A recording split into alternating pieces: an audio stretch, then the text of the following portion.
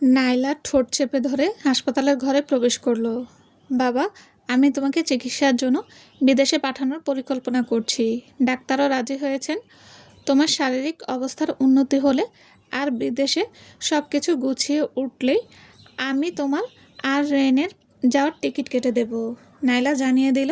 Harrison তাকে থামিয়ে দিয়ে বললেন, আমি কোথাও যাচ্ছি না, আমি দেশেই থাকবো। নাইলা ব্রু কুচকে বলল, বাবা, বিদেশে চিকিৎসার ব্যবস্থা অনেক উন্নত, আর তোমার সুস্থ হতে সময় লাগবে।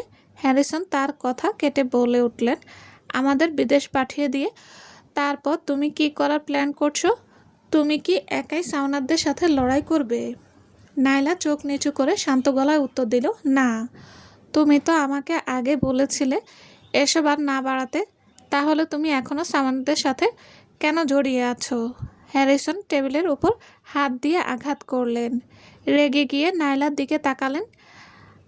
আমি কখন সাওনারদের সাথে জড়িয়ে গেলাম? নাইলা অবাক হয়ে জিজ্ঞেস করলো। আমার কাছে মিথ্যা বলবে না। ক্লার্কের সাথে তোমার মাত্রই ডিভোর্স হলো, আর এর মধ্যে তুমি ওর কাকার সাথে জড়িয়ে পড়েছ। তুমি আসলে ঠিক কী করতে চাইছো? হ্যারিসন জানতে চাইলেন। নাইলার চোখ দুটো বড় হয়ে গেল। তার দৃষ্টি বরফের মতো ঠান্ডা হয়ে এলো। তোমাকে এ কথা কে বলেছে? কে বলেছে তাতে কি আসে যায়? আসল কথা হলো এটা সত্যি কি না। আমাকে সত্যি করে বলো, তুমি ডেমনের সাথে আছো কি না? হ্যারিসন চাপ দিলেন। পুরো ঘর নিস্তব্ধ হয়ে গেল। রেন নাইলার দিকে চরম অবজ্ঞার চোখে তাকালো। নাইলা যে এমন কাজ করতে পারে তা ভেবে সে স্তম্ভিত। নাইলা যদি তার নিজের মেয়ে হতো তবে রেন হয়তো রাগে ফেটে পড়তো। নিজের স্বামীকে ডিভোর্স দিয়ে তার কাকার সাথে জড়িয়ে পড়া কারো পক্ষে এটা হাস্যকর ছাড়া আর কিছুই নয়। নাইলা কয়েক সেকেন্ড চুপ করে থেকে সরাসরি স্বীকার করলো, হ্যাঁ, আমি তার সাথে আছি। হ্যারিসনের চোখে চরম হতাশা ফুটে উঠল। ক্লান্ত গলায় তিনি বললেন, আমি তোমাকে ঠিকভাবে মানুষ করতে পারিনি। তোমার মায়ের কাছে আমি অপরাধী হয়ে গেলাম। ক্লার্ক যখন প্রথম এই কথাটা তুলেছিল তখন হ্যারিসন বিশ্বাস করেনি।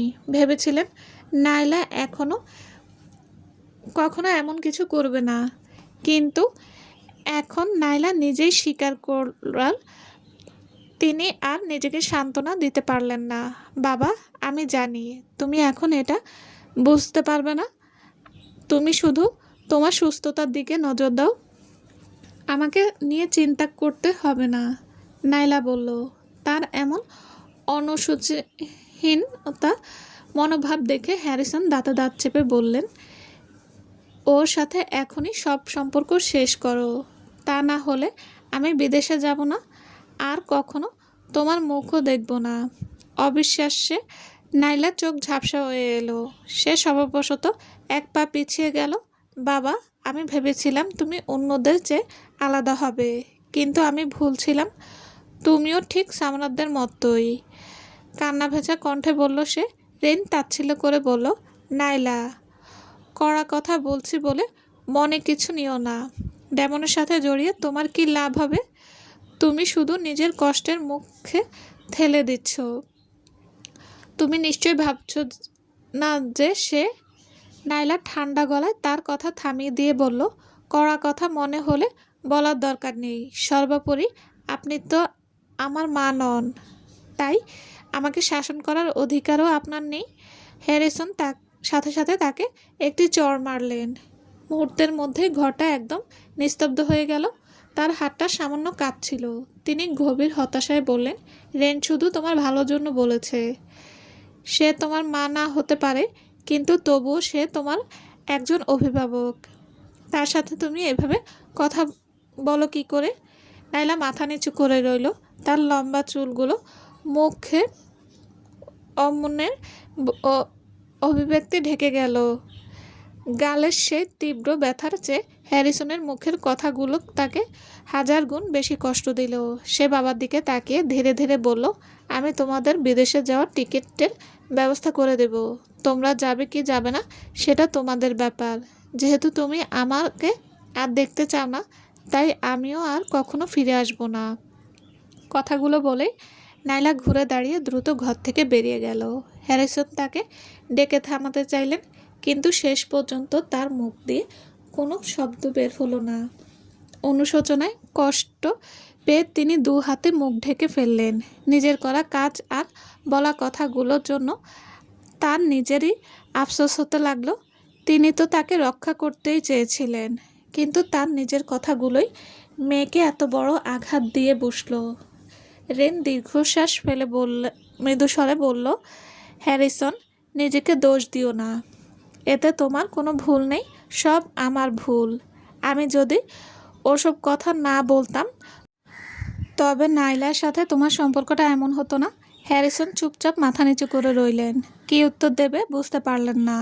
হাসপাতালের বাইরে এসে নাইলা চোখের জল মুছে নিল। এই প্রথমবার সে নিজের কাজগুলো নিয়ে দ্বন্দ্বে পড়ে গেল। সবাই কেন তার বিরুদ্ধে? তার কি সত্যি সব ছেড়ে দেওয়া উচিত? কিন্তু যখনই সাইরাস আর ক্লার্কের তার বিরুদ্ধে করা চক্রান্তের কথা আর সাইরাস তার পরিবারের সাথে কী করেছে তা মনে পড়ে, সে কোনোভাবেই সব ছেড়ে পিছিয়ে আসতে পারে না। এখন আর ফিরে যাওয়ার কোনো পথ নেই। তাকে ডেমনের সাথেই থাকতে হবে এবং তাকে ব্যবহার করে সামনাদের মুখোমুখি হতে হবে। নাইলা যখন ভিলারে ফিরে এলো তখন রাত 9টা বেজে গেছে। ডেমন ঘরেই ছিল, সোফায় বসে কিছু কাগজপত্র পড়ছিল। কোথায় গিয়েছিলে? এত দেরি হলো কেন আসতে? সে জিজ্ঞেস করলো। নাইলা মাথা নাড়ল। কিছু না, একটু ক্লান্ত লাগছে, আমি এখন বিশ্রাম নিতে যাচ্ছি। সে সোফা পেরিয়ে চলে যেতেই ডেমন হঠাৎ বলে উঠল, দাঁড়াও, তোমার মুখে ওটা কিসের দাগ? নাইলার ঠোঁট চেপে ধরে কিছু একটা বলতে যাবে, অমনি ডেমন তার কাছে এগিয়ে এসে তার মুখের উপর থেকে চুলগুলো সরিয়ে দিল। তার গালে চড়ের দাগ দেখতে পেয়েই ডেমনের চেহারা কঠিন হয়ে উঠল। এটা কে করেছে? কেউ না, কিছু জিজ্ঞেস করো না। আমি ক্লান্ত আর শুধু একটু বিশ্রাম নিতে চাই। নাইলা উত্তর দিল। ডেমন ব্রু কুঁচকালো। তার ফ্যাকাশে মুখ দেখে সে আর তাকে আটকালো না, বরং শক্ত করে হাত ধরে তাকে সোফায় এনে বসিয়ে দিল। এখানে অপেক্ষা করো। সে রান্নাঘরে ঢুকে গেল আর পরপরই টুকটাক থালা বাসনের শব্দ পাওয়া গেল। কিছুক্ষণের মধ্যেই সে এক ব্যাগ বরফ নিয়ে ফিরে এলো। বরফটা নাইলার গালে শক্ত করে স্পর্শ করতে ব্যথায় কোকিয়ে উঠল। ব্যথা লাগলে আমাকে বলবে, ডেমন বলল। ঠিক আছে, নাইলা বলল। ডেমন আর কিছু বলল না। ঘরটা একদম শান্ত হয়ে গেল। সে নাইলার দিকে গভীর দৃষ্টিতে তাকিয়ে রইল। যদি সামনাদের কেউ তাকে আঘাত করত তবে সে অবশ্যই তাকে বলতো। সুতরাং ঘটনাটি নিশ্চয়ই তার নিজের পরিবারের কারোর সাথে ঘটেছে। ব্যাপারটা বুঝতে পেরে ডেমন এর চোখ আরও হিংস্র হয়ে উঠল। নাইলা এখন তার সামনার হোক বা জেস্টেন, কাউকেই সে নাইলার ক্ষতি করতে দেবে না। প্রায় 10 মিনিট বরফ দেওয়ার পর নাইলা অনুভব করলো তার গালের ব্যথা কমে এসেছে। সে ডেমনের দিকে তাকিয়ে বলল, আর ব্যথা করছে না, ধন্যবাদ। ডেমন বরফের ব্যাগটা সরিয়ে নিয়ে বলল, তোমাকে তো বলেছিলাম বারবার ধন্যবাদ বলবে না। আমরা সম্পর্কে আছি, তোমার খারাপ লাগলে আমাকে বলতে পারো। আমি কাউকে তোমার কষ্ট দিতে দেব না। নাইলার বুকের ভেতরটা অদ্ভুত এক উষ্ণতায় ভরে উঠল। তার চোখ দুটো কিছুটা ঝাপসা হয়ে এলো। আমি বুঝতে পেরেছি। শক্ত থাকার চেষ্টা করা সত্ত্বেও মেয়েটা কান্না চেপে রাখার লড়াই দেখে ডেমনের মায়া হলো। সে তাকে নিজের বুকে টেনে নিল। তুমি কি রাতের খাবার খেয়েছো? সে জিজ্ঞেস করলো। হ্যাঁ, খেয়েছি। নাইলা কথাটা বলা মাত্রই তার পেট ডেকে উঠে তাকে মিথ্যা প্রমাণ করে দিল। ডেমন হালকা হাসে বলল, দাঁড়াও, আমি তোমার জন্য একটা স্যান্ডউইচ বানিয়ে আনছি। নাইলা উঠতে যেতেই ডেমন আলতো করে তার কাঁধ চেপে ধরল। ওঠো না, এখানেই অপেক্ষা করো। ডেমন নির্দেশ দিল। তার দৃঢ় দৃষ্টির দিকে তাকিয়ে নাইলা ঠোঁট চেপে ধরে স্বভাববশত মাথা নাড়ল। ডেমন তার মাথায় একটু হাত বুলিয়ে বলল, লক্ষ্মী মেয়ে। নাইলা বাকরুদ্ধ হয়ে রইল। ডেমন দ্রুত হাতে কাজ সারছিল আর দেখতে দেখতে রান্নাঘর থেকে খাবারের সুন্দর সুবাস ভেসে আসতে লাগলো। নাইলা না পেরে ঢোক গিলে রান্নাঘরের দিকে পা বাড়ালো। সে রাতে কিছু খায়নি, তাই এখন বেশ ভালোই খিদে পেয়েছে। ঠিক যখন সে রান্নাঘরের দরজায় পৌঁছালো তখনই ডেমন এক প্লেট স্যান্ডউইচ হাতে বের হয়ে এলো। তুমি এখানে কেন এলে? সে জিজ্ঞেস করলো। নাইলার চোখ আটকে গেল তার হাতের স্যান্ডউইচের উপর। একদম সাধারণ একটি খাবার, শাক সবজি আর ডিম, তার উপর গলানো চিজ ছড়ানো, সবুজ শাকসবজি আর মচমচে ভাজা ডিমের প্রান্তগুলো লাইটের আলোতে দেখতে দারুণ সুস্বাদু লাগছিল। মেয়েটির সব মনোযোগে যে স্যান্ডউইচের ওপর আটকে আছে আর তাকে একদম পাত্তাই দিচ্ছে না, তা খেয়াল করে ডেমন না হেসে পারল না। যাও, তোমার কাঁটা চামচ নিয়ে এসো। তার কথা শুনে নাইলা চটজলদি রান্নাঘরে ঢুকে কাঁটা চামচ নিয়ে টেবিলে ফিরে এলো। ধন্যবাদ আঙ্কেল ডেমন, সে বলল। তাকে আঙ্কেল বলে ডাকা আর পুরনো অভ্যাসে ডেমন আর শুধরে দিল না, শুধু মাথা নেড়ে বলল, খেয়ে নাও।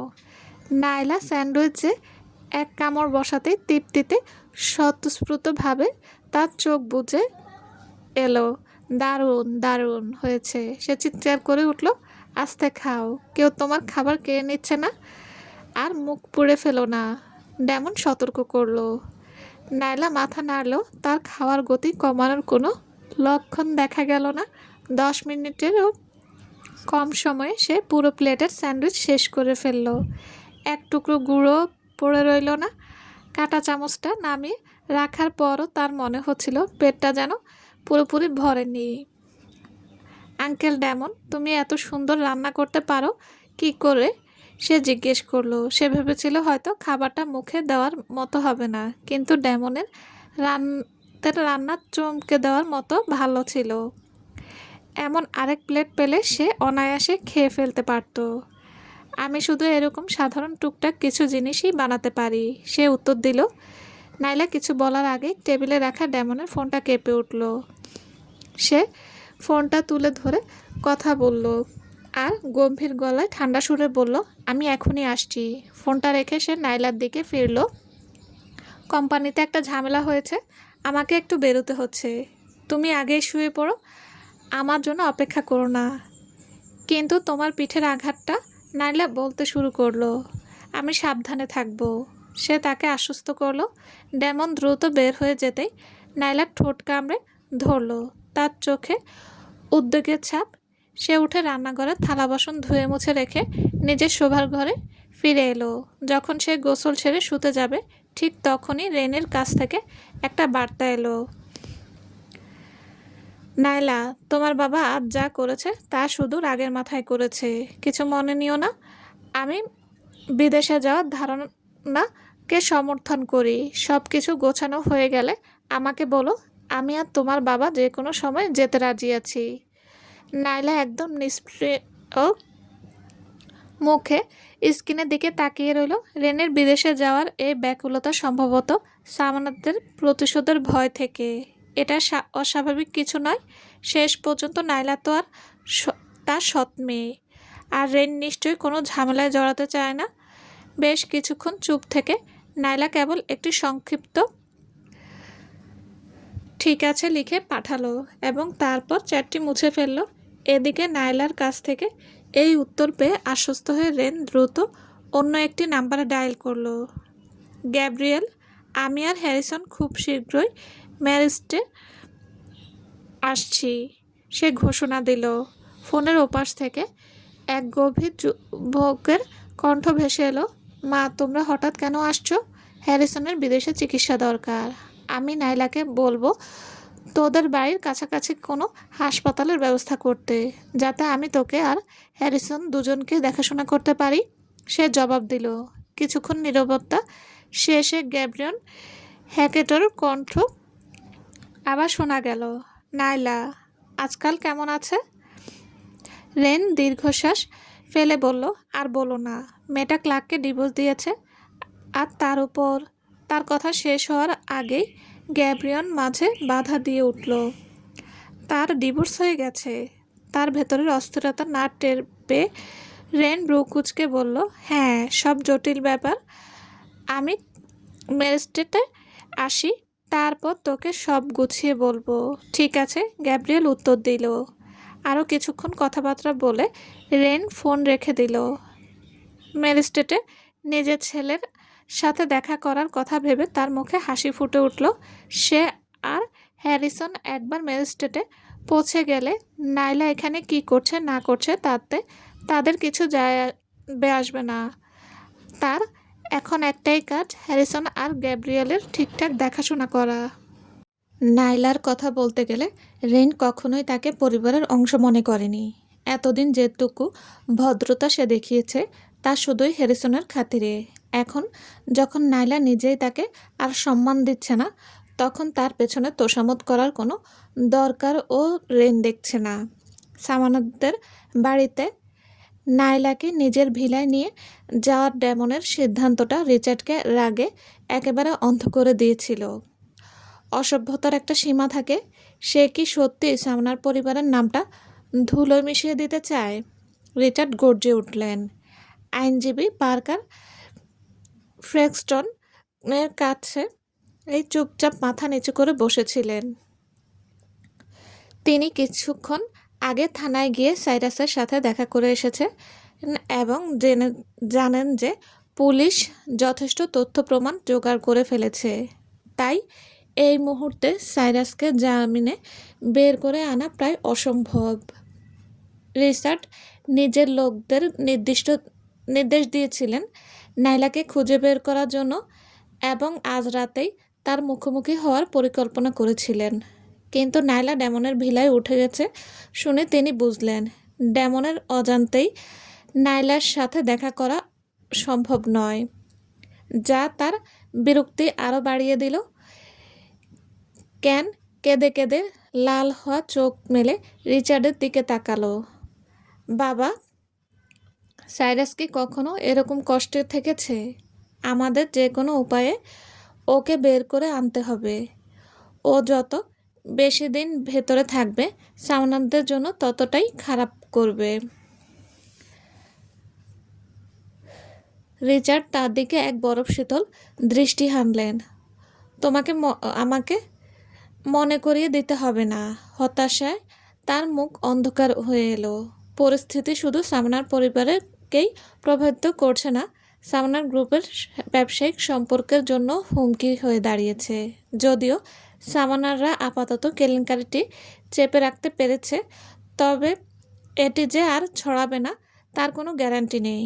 যদি তাদের ব্যবসায়িক সহযোগীরা এসব জানতে পারে, তবে তারা সম্পর্ক শেষ করে দিতে পারে, যার ফলে বিরাট ক্ষতির মুখে পড়তে হবে। যে কোনো উপায়ে নাইলার সাথে আমাদের দেখা করার ব্যবস্থা করো, রিচার্ড নির্দেশ দিলেন। পার্কার দীর্ঘশ্বাস ফেলে বললেন, মিস্টার সামনার, আমার সহকারী তার সাথে যোগাযোগ করার চেষ্টা করেছিল, কিন্তু মিস্টার ডেমনের লোকেরা তাকে হুমকি দিয়ে তাড়িয়ে দিয়েছে। আমরা তার দেখা পাচ্ছি না, তাই আমাদের আর কিছু করার নেই। বসার ঘরে এক ভারী নীরবতা নেমে এলো। পরিবেশটা চরম উত্তেজনায় থমথমে হয়ে উঠল। রিচার্ডের মুখের অভিব্যক্তি আরও কঠিন হয়ে গেল। ডেমন একটা মেয়ের জন্য পুরো পরিবারের বিরুদ্ধে যেতে উঠে পড়ে লেগেছে। তার নিজের ছেলেটা শেষ পর্যন্ত এত বড় একটা ব্যর্থতা প্রমাণ হলো। সিন্ডির চোখ দুটো হিংসায় জ্বলে উঠল। সে দাঁতে দাঁত চেপে বলল, ওই ছোটলোক মেয়েটা ভাবছে ডেমনের সাথে আছে বলেই যা খুশি পার পেয়ে যাবে। সাইরাসের যদি কিছু হয়, তবে নিজের জীবন দিয়ে হলেও আমি ওর কাছ থেকে এর প্রতিশোধ নেব। ফাঁকা হুমকি দিয়ে সময় নষ্ট না করে কিভাবে তার সাথে দেখা করা যায় সেদিকে নজর দেওয়া ভালো। রিচার্ড কড়া গলায় উত্তর দিলেন, শুধু দেখা করা? আমি নিজেই যাব। ক্রোটোক্স টেকনোলজির বাইরে ধাওয়া দিয়ে কি আমি ওর সাথে দেখা পাবো না? সিন্ডি ঘোষণা দিল।